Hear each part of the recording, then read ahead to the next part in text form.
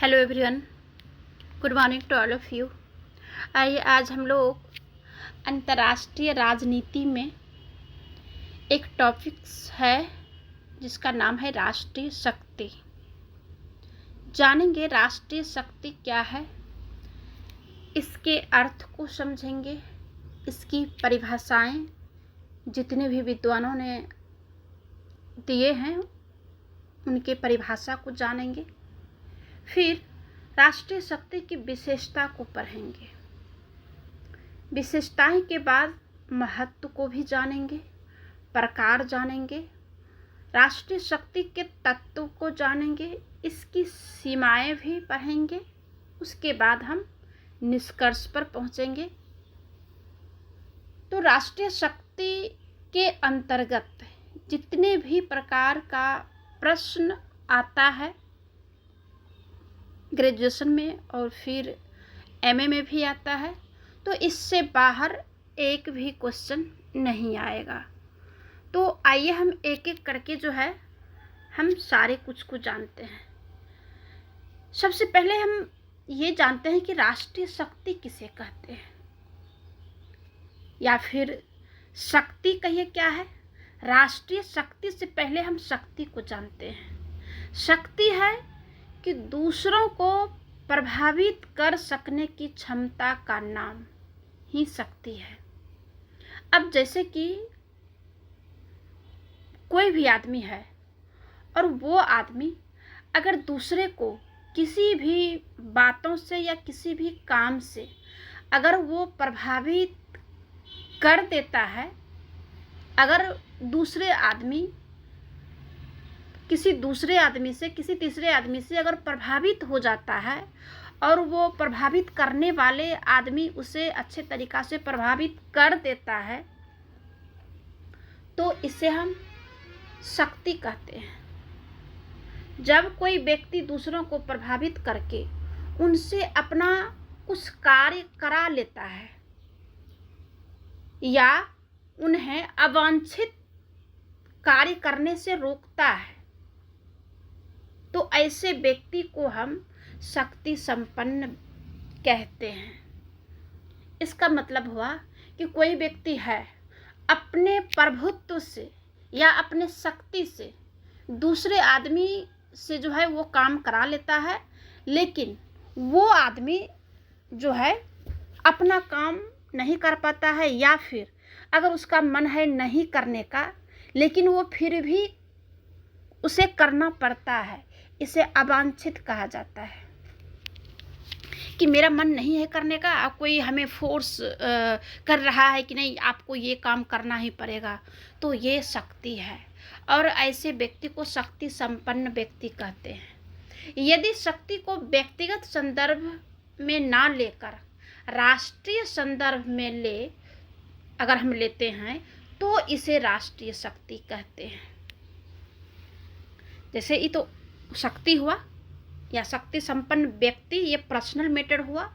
अगर यही बात राष्ट्र के मामले में हो कि कोई राष्ट्र दूसरे राष्ट्र को अपने कामों से या फिर बातों से अगर प्रभावित कर लेता है या उससे जो काम नहीं करना चाहता है फिर भी अगर करा लेता है, तब इसे राष्ट्रीय शक्ति कहते हैं।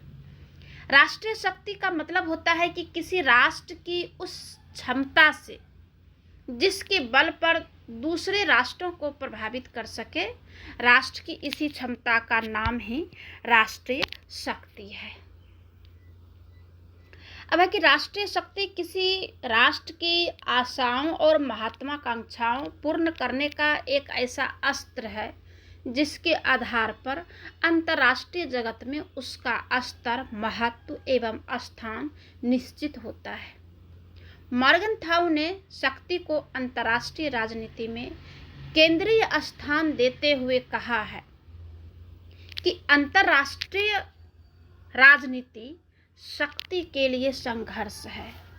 अंतर्राष्ट्रीय राजनीति यानी एक राष्ट्र दूसरे राष्ट्र के बीच अगर राजनीति हो रहा है या कर रहे हैं तो इसे हम शक्ति के लिए संघर्ष कहते हैं। और अंतर्राष्ट्रीय राजनीति का चाहे कोई भी उपदेश क्यों ना हो, उसका तत्कालीन लक्ष्य जो होता है वो शक्ति प्राप्त करना ही होता है अंतर्राष्ट्रीय राजनीति में।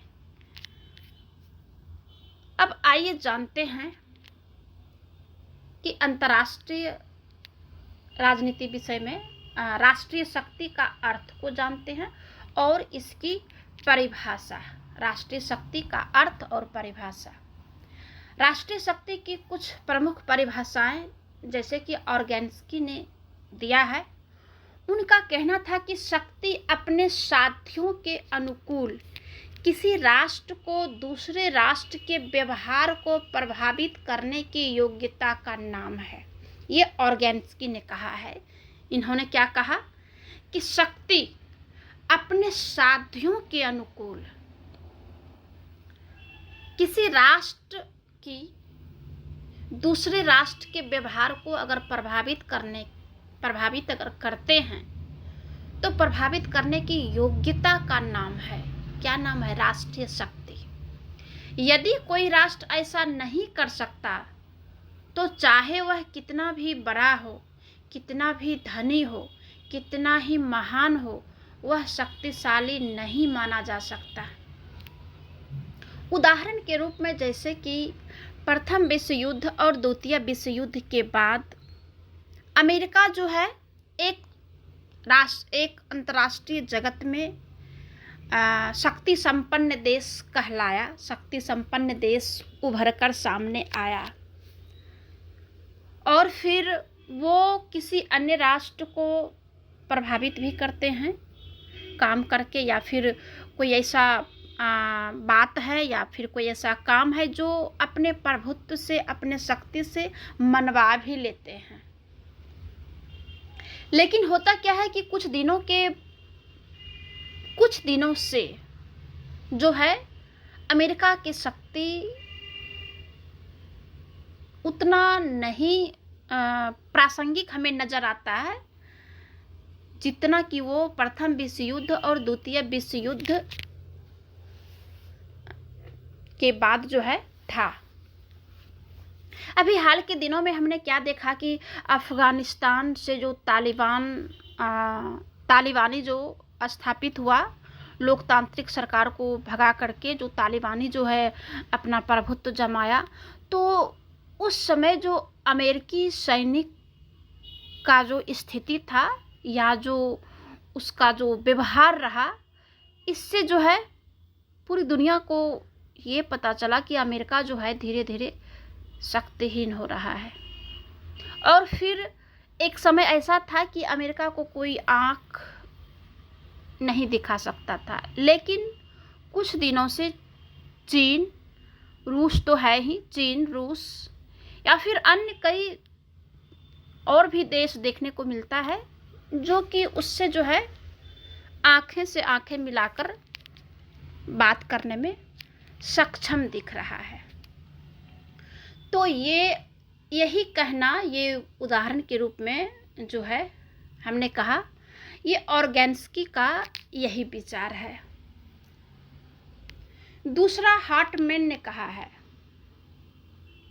उनका कहना है कि राष्ट्रीय शक्ति से वह बोध होता है कि अमुक राष्ट्र कितना शक्तिशाली अथवा निर्बल है, या अपने राष्ट्रीय उद्देश्यों की पूर्ति करने की दृष्टि से उसमें कितना क्षमता है। आगे फेडरफोर्ड तथा लिंकन ने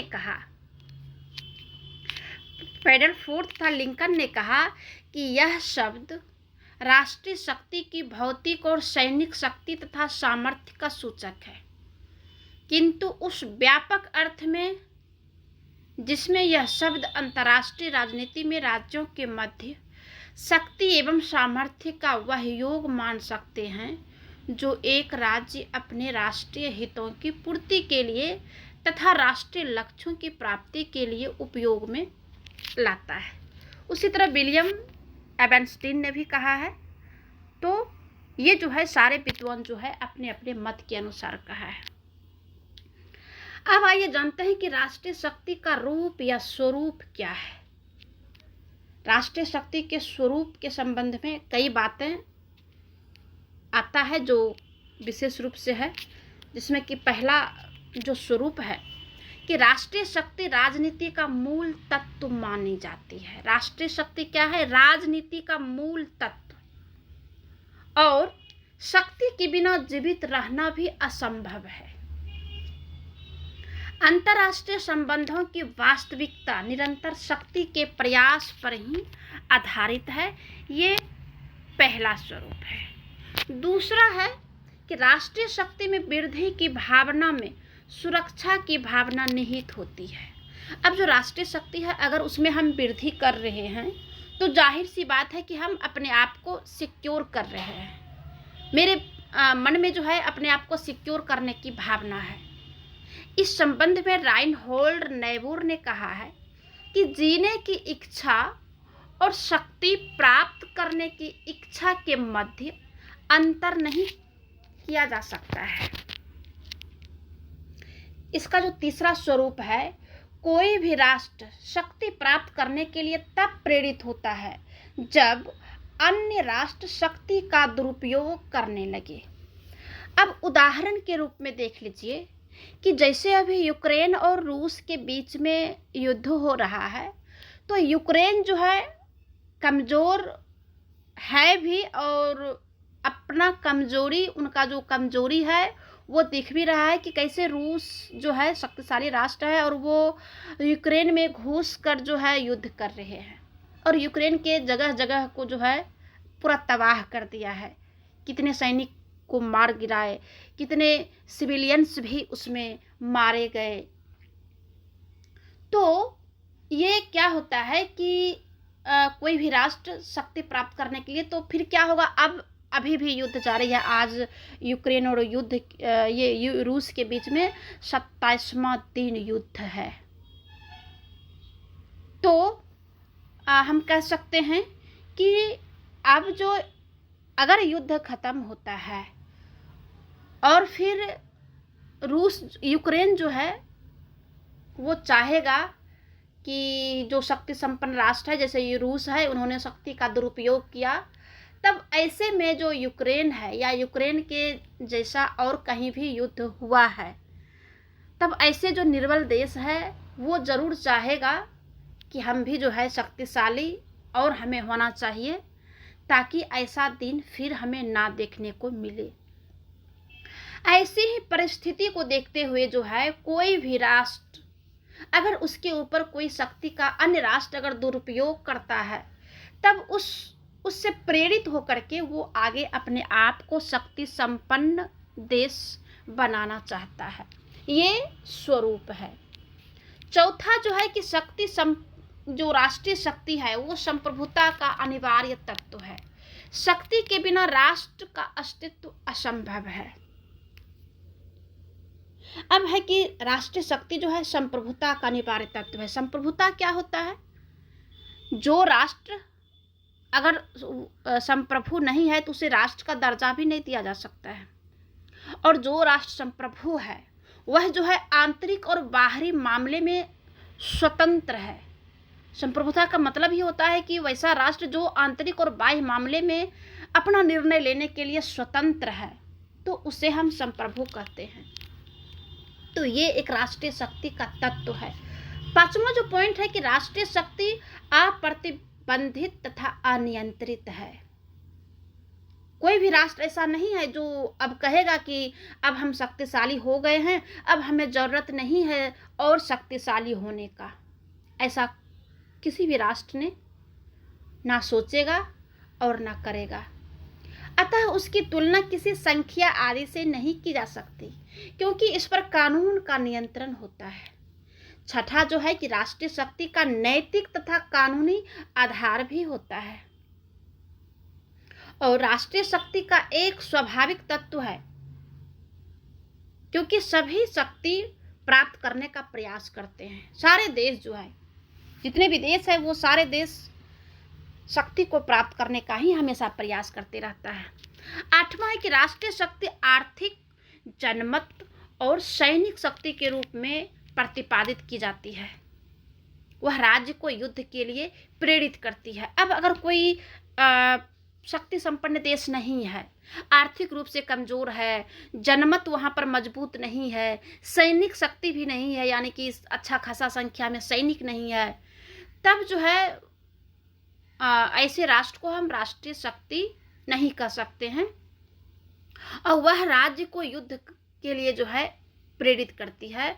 अगर जो राष्ट्र आर्थिक रूप से संपन्न है, जनमत जो है मजबूत है, और फिर सैनिक शक्ति भी जो है शक्ति संपन्न है सेना के मामले में भी, तो वह जो है क्या होता है कि युद्ध के लिए हमेशा प्रेरित करती है। जैसे रूस को देख लीजिए, अमेरिका को देख लीजिए।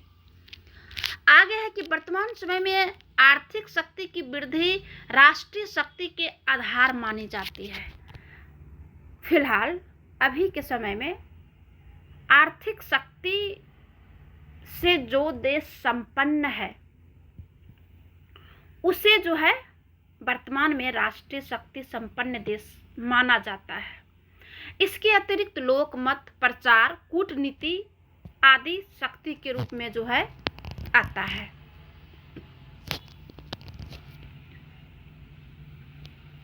अब आइए हम जानते हैं